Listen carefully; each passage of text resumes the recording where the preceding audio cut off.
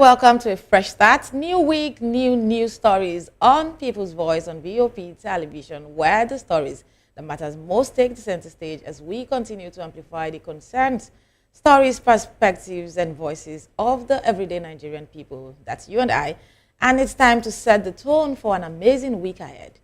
I am Adefunke Jaismi, and today on People's Voice, we are shining the spotlight on something that is really interesting and might alter the political dynamics ahead of the 2027 general elections. Though former President Goodluck Ebele Jonathan hasn't confirmed yet, speculations are gaining momentum as former Rivers State Governor Rotimi Ameachi asserted that Jonathan will join the race ahead of 2027. But before we move into that story, let's look into some news stories. The federal government has arraigned 5 men before a federal high court in Abuja over their alleged involvement in the June 5, 2022 attack with explosive devices, IEDs, that caused deaths and grievous bodily harm to worshippers at the church. According to the charge sheet, the suspects allegedly joined and became members of Al-Shabaab terrorist group with a cell in Kogi State, Nigeria. The attack on St. Patrick Catholic Church resulted in the death of over 40 persons and injuries to over 100 people. The suspects pleaded not guilty to the charges when they were read to them by an official of the court, before in the custody of the DSS, and also granted them access to their families and lawyers. The trial is set to commence on August 19, 2025. Well, let's move to other stories in the news with details. Let's start with the Nigerian Correctional Center. Receive minors along with warrants but lacks functional juvenile facilities to accommodate them. He urged the state government to uphold their constitutional responsibilities in handling youth offenders and revive remand facilities to prevent the incarceration of minors in adult NIN service delivery to the Diaspora Committee. NIMC has onboarded its diaspora front-end partners, FEPS, on the upgraded system and advised them to obtain and activate their NIN numbers within 48 hours. And talk about politics now. Some organizations have called on the All Progressives Congress APC leadership to zone the National Publicity Secretary position to Imo State. The groups argue that Imo State has been a consistent and strategic APC stronghold in the southeast and deserves equitable representation in the party's highest organ. They emphasize that Imo has a wealth of competence in Zamfara State. The airstrikes and ground assaults neutralized scores of terrorists, including notorious kingpins and foot soldiers. The NAF also emphasized the importance of synergy between air and land components in their operations. And in a devastating report, tension has again gripped the Yelwata community within the community. So this is just going to add to the number of IDPs in Benue State. But talk about civil service verification, where the federal government has ordered various ministries and agencies and officers who fail to appear will be presumed to possess fake appointment letters and face immediate removal. And finally, he remains a committed member and leader of the All Progressives Congress APC in Ekiti State and has publicly endorsed Governor Biodun Oyebanje for re-election under the party's ticket. That's according to the media team on VOP TV to be a part of the conversation. And on YouTube, we have Voice of the People TV. Kindly hit the subscribe button and together let's make our voices heard. That's all we have for now.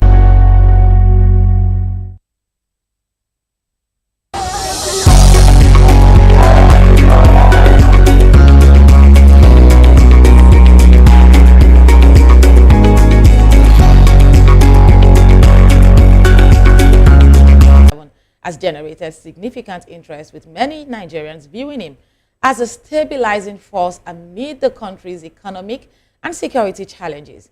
Jonathan's camp argues that his experience and track record of economic growth and national unity will make him an attractive candidate. His supporters also believe he could provide a steady hand in turbulent times, addressing to where we are right now. I think there are lots to be talked about today, but even though Jonathan has been silent on the topic, he has reportedly agreed to contest in the 2027 presidential election under the People's Democratic Party banner, that's the PDP, with a possible single term, what options are available, pledge to assuage concerns about prolonged political dominance. However, his eligibility has sparked debate, with some arguing that the Constitution bars him from seeking another term due to his completion of a previous president's term and serving a full term of his own. But since the agenda, the topic is about a southern candidate that might complete Bola Ahmed Tinubu's 8-year Southern presidency. There is there are other potentials, and people are talking about Rotimi Ameachi, and there's the talk about the 2023 Labour Party presidential candidate Peter Obi, who has always been at the forefront of being president, wanting to be president of the Federal Republic of Nigeria. But talk about Peter Obi as a relatively younger candidate and alternative. Obi seems to appeal, Obi's appeal lies in support, particularly in regions outside his home state of Anambra State and the Southeast at large, looking at how he dominated the result that came from Southeast in 2023 elections. Beyond Peter Obi and Jonathan now, there is Rotimi Ameachi, who a lot of people have talked about his experience as former governor and minister, which may make him a formidable candidate, just maybe. But nevertheless, his candidacy would also depend on his ability to connect with voters and at 2031 aligning with the zoning tradition in Nigerian politics. But it's going to be an interesting time. A lot of people have shared different thoughts on these issues. Yesterday, in an interview, it was being said that the ADC has not actually, the ADC has not played the cards. They have a lot of options, but in our senior in-house analyst, Mr. Daly Fanimore, to discuss this interesting topic of the Southern candidacy and, of course, the potential of Goodluck Ebele Jonathan. Good afternoon, Mr. Daly. Okay, how are you? I'm fine. How was the weekend? Mr. Daly, let's leave the weekend. Because the weekend did not weekend. But it wasn't weekend. It wasn't wicked. It wasn't. No, it can't be wicked. It can't be wicked. I'm Celestia. I can't. It That's cannot the consolation. That's the best we can have. But let's talk about this game ahead of 2027. One would have thought that all of this would happen towards the end of this year or probably in 2026. But here we are. It's been campaign from the day Tinubu was sworn in as president. Every other person that is interested in having the seat, I think they've been making consultations from that day. And right now, the options are, we are ahead. 2027 is ahead, and a lot of people are looking at the candidate of their choice. For some people, it's about, the policies of this government are not enough. Nigerians are suffering. Nigerians are hungry, and we need alternatives. But in all of this, we've not had conversations around any of these policies that might be reversed. So it feels like it's progressive, but there's just a need to unseat the president to probably better the lives of Nigerian citizens. Nigerian citizens want to be able to eat, have the South complete 8-year term. Then we need a Southern candidate. So before I get your reaction on Jonathan's candidacy, if that's going to happen, what specific qualities or experience should a Southern candidate have? What specific qualities or experience would a Southern candidate need to have to be considered? I would say that in the light of the fact that, one, is there any clear-cut criteria to determine who becomes Nigeria's president? Emotional intelligence, we're talking about the ability to see through policies, the ability to even initiate policies. We're talking about understanding, perhaps an angel. We can never have a perfect one. So that's why I said your question to a layman will say, yes, now, once somebody like so person is there, then it's Edurado. But it's much more than that. It's much deeper, And so to size up the polity, okay, what if we have brought this, it didn't fly. We have brought this, it didn't fly. Now let's try this and see how plausible it is. Before Tinubu came, Jonathan was in the card. And I told some of my friends then, and the few places I'd gone to intervene like this, that Jonathan cannot come. He knows that he wants his peace. So is it that he cannot come or he would not? He will not. Because he wants his peace. But power is good. Let me tell you, once you are there, and he knew what railroaded him out of power. Do you know that Jonathan made every effort to hold on to that power in 2015? But the forces arrayed against him was too overwhelming. It was either Jonathan capitulated at that time or Nigeria would burn. I'll give you just one instance. When Obasanjo said Jonathan was training snipers, nobody believed. These snipers were just 500. And each of these snipers were equivalent to, was equivalent to 20 regular soldiers. Do you know what that means? So one sniper is equivalent to 20. So were primed to protect Jonathan and to protect, and they were ready to take on any force that want to shake him. But the gentleman that he is, and two, he never had this kind of wahala. And the build up to becoming deputy governor, vice president, acting president, and president. So he didn't pass through furnace to become that gold. So any little heat would suck him in. And so he had to, in difference to some people that told him, he had to surrender. Now, is that the kind of person now you want to bring? And it's going to be brought back again by the same people that brought foreigners to this country to come and shake this country. And these foreigners, after removing Jonathan, didn't leave because the contract was not consummated properly. And then they are the ones selling us, giving us problem in Nigeria today. So Jonathan is not likely to listen to them. They can use, for all he cares, they can use his name. They can bandy his name. It's just a way of saying, let us know how these people will react to this.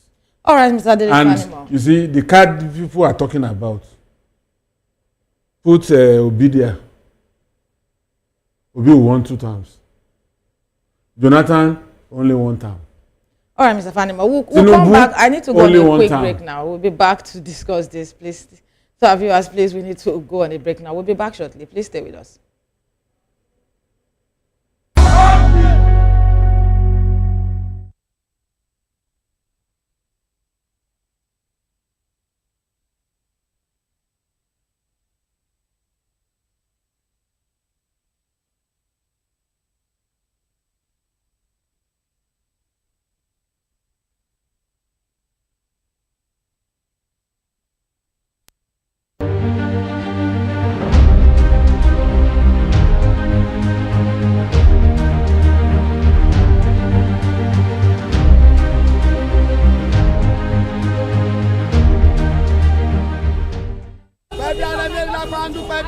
Good morning. It's to go on that break quickly, but I still have with me Mr. Dele Fanimo. Mr. Fanimo, a lot of people have termed what is happening as desperation on the part of those within the corridors of power, because the desperation to look for an alternative just because you want to unseat a president and putting that peg of one-term presidency. Do you think it's possible to have a southern candidate who will be committed to a one-term presidency? And how do you think this will impact the governance style and the mindset too? Because we know this Jonathan that we are trying to bring back, we know what Jonathan had to face ahead of that 2015 elections. And in the midst of all of these things, yes, a lot of things went wrong. Whether propaganda or not, Nigerians came out in masses chanting change. As a matter of fact, I remember at the time, people will see about the old play with Jonathan. Do you think it's a possibility, or is just the opposition trying to play cards with the leading party, with the ruling party? see, the oligarchy had always been very smart about a discernible person will know that, look, this particular person is just a way of showcasing themselves as being liberal. And Thiago had no much leaning with Yoruba at all. And his Yorubaness is just Ilorin. Wow. That they even believe that they are even more Fulani than Yoruba. And so, they can't wait. They want it in 2027. Is that it? That is all the game. Now, so what's their choice supposed to be? What's their southern candidate supposed to be doing? With Atiku. But he hasn't even picked the tickets yet. He hasn't even picked the card of the party yet. Can't you see that everybody is now looking elsewhere? When the lion rose in the... What was said around him and Ameachi forming the coalition was wrong and he still remains in APC. Do you think that is the reason why Ameachi will come back? I said Ameachi will come back. Ameachi felt that in ADC. But sometimes when people want to go under, they go under with a whimper. I am dying, oh, I'm dying, oh, I'm dying, oh, I'm dying, oh. And the voice will come down. Imagine himself as president of Nigeria. Even if we are all of us, even all Nigerians. Peter Obi imagined himself as president of Nigeria. And he got the support of not a few, a lot of young Nigerians and even adults. Obi the whole of Southeast and part of South-South. Ameachi does not have River State. Not to talk of South-South. Ameachi has not been tested in a federal election. No, I am telling you as it is today. All his vestiges, all his legacies had been destroyed. You never can say. You see, it is for you to be optimistic. For me, anytime I'm seated like this, I talk from my brain and not from my heart. So we are speaking from our hearts. Desire is not reality. Also, it's just desire for Ameachi. It is desire. But I would rather talk reality. That's me. Okay, so what are the potential advantages or disadvantages of a southern candidate's regional identity in a presidential election? And how might they leverage or overcome these factors? Because really, Obi did so well in a particular region. And to win an election, yes, you need to tick a lot of boxes. Good. You see, as long as we continue to do this divide and rule and all that, the dominant group that seemingly have that cohesion would always dictate. No matter the differences, look at what is happening in Plateau and Benue and Niger. Up till today, even Nasarawa was accused of harboring those terrorists that come to Benue to attack and retreat back to Nasarawa. But yet, have you ever seen any of the northern governors condemning all those things? They still meet. They still feel that, look, this monolithic north must not be divided by the cries of those who have died. Wow. The same way, have you ever seen a northern governor probing his predecessor? So there are some things that won't even happen in the north. But here, we go for, there are more tribes, though in minority. There are more tribes in the north than in the south. A thief, call him an Hausa, he will want to attack you.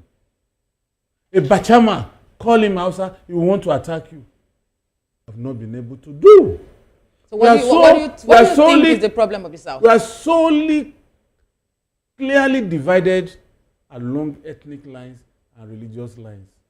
And unfortunately, we don't even look at some of these things. Do you know that in Taraba State, there are more Christians than Muslims? Adamawa almost shared 50 rivers. And I attended one that was held in Asaba, Asaba, Delta State, and maybe another one. Right. But even in serious fight, Nasarawa, and Benue had not said we don't want They don't know each other. Benue had not said we don't want They don't know each other. So as long as all these things happen, they will. I think that the problem You is know why we have they not coming learned? together. You know why we have not learned? In the north, they differ to certain people. Go and trace any riot that didn't start on Friday in the north.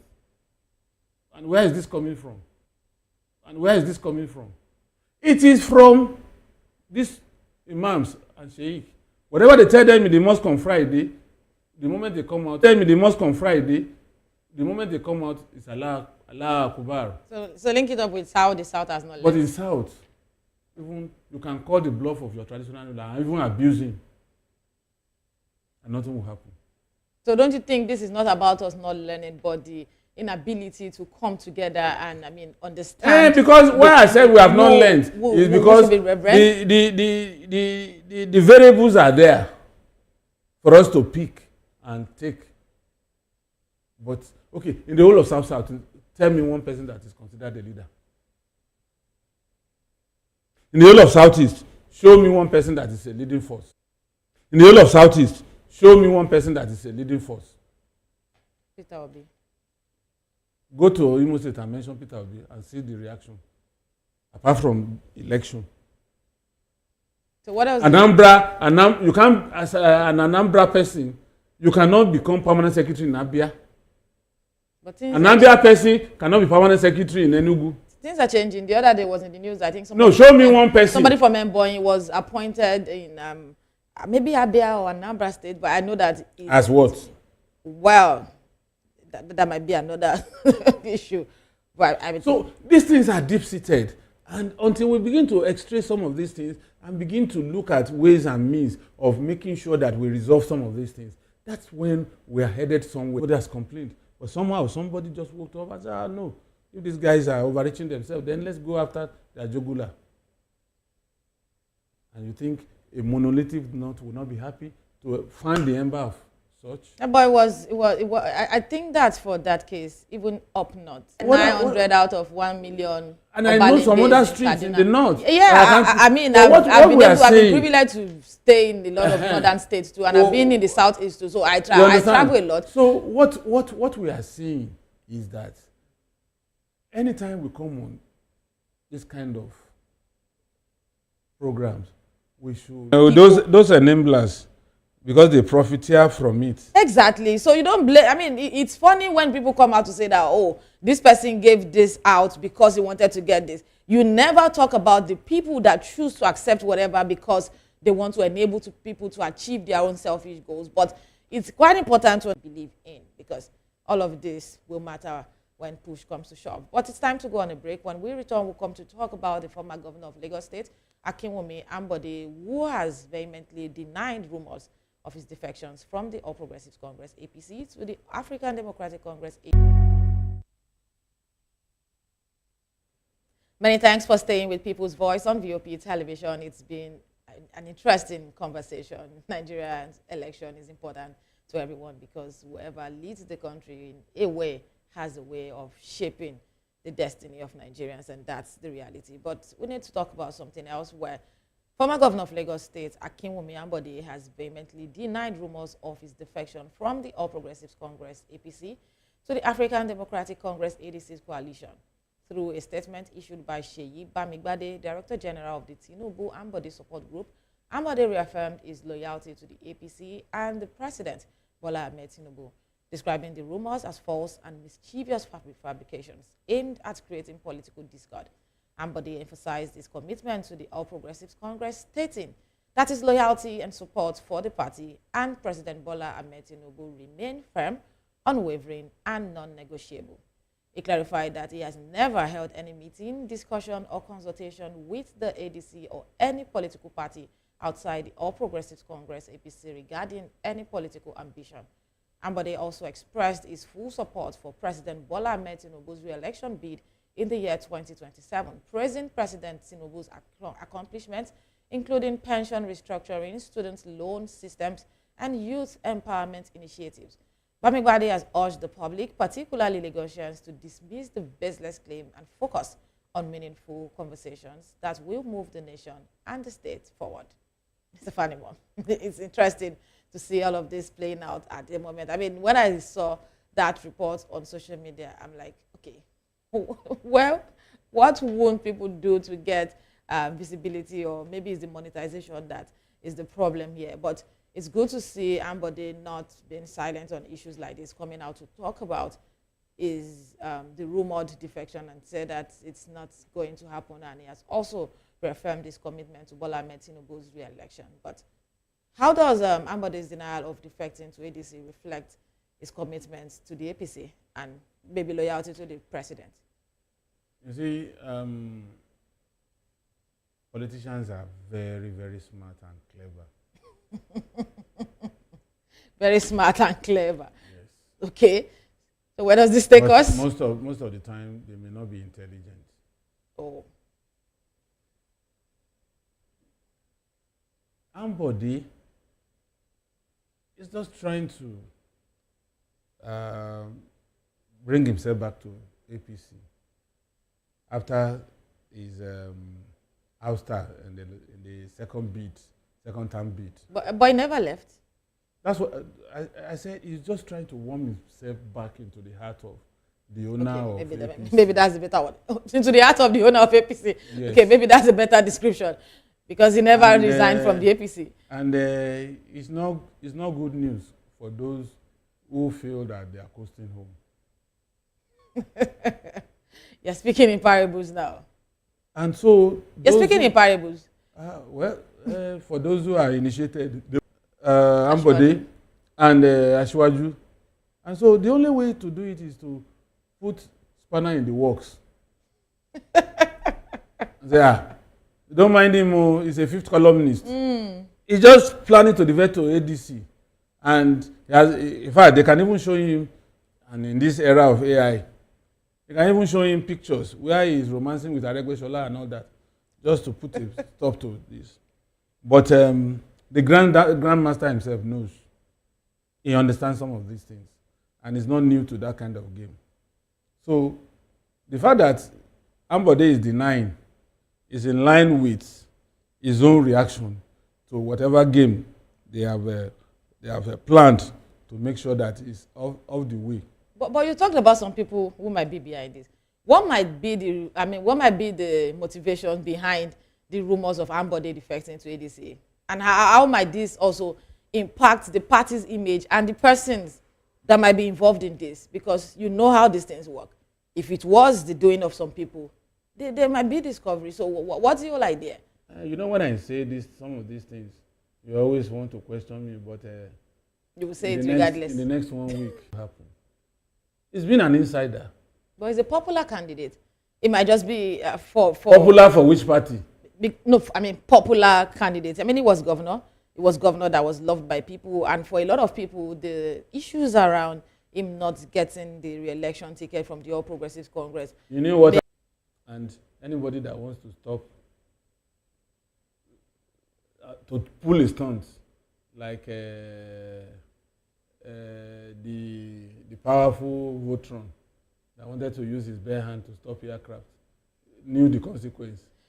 But really, Mr. Panimo, I think that the games are changing. There are a lot of people, maybe not necessarily Yorubas, there are a lot of, as a matter of fact, a lot of Southeasterners who have invested, who have lived in Lagos, who have been vocal in public, talk about how Lagos is for everybody and that the dynamics will be changed. And so anything can happen. Anybody can fall in. I mean, the opportunity might just come up. Okay. It will not always be the way it used to be. Exactly. Just the way that we said that it could never be the same again. And last election, we saw what happened. At least opposition took about 60% of local government in Lagos State, and the incumbent party won 40%. So maybe going forward, local government elections are usually like that in almost every state. I mean, so it's not about, it's not peculiar to Lagos State. It's not about the All Progressives Congress. Most states have the local government elections in the palm of the governors. Yes, well, since you are an incurable optimist, let's wait and see somebody going for the jugular of Lagos State with another party that is different from the dominant party in the state.